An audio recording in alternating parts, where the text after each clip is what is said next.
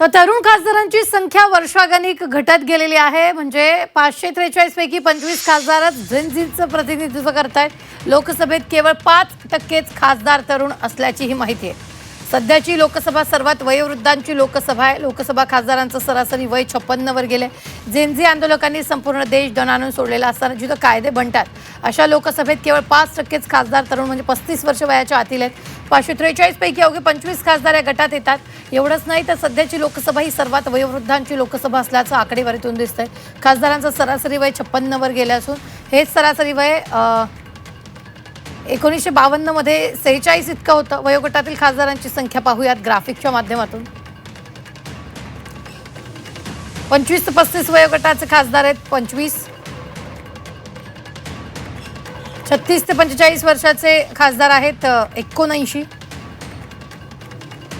46-55 वर्ष 159 खासदार. 56 ते 65 वर्ष 175 खासदार.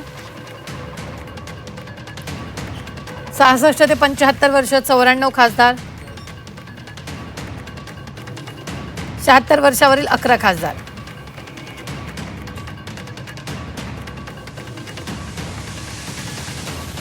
तर लोकसभेतील तरुण खासदारांची संख्या 1952 ला 82 होती, 1957 ला 73 होती, 1962 ला 45 होती, 1967 ला 59 होती, 1971 ला 44, 1977 ला 44, 1980 ला 52, मग पुढे 84 ला 43, 89 ला 31, 91 ला 40, 96 ला 33, 98 ला 34, 99 ला 29 आणि 2004 ला 31.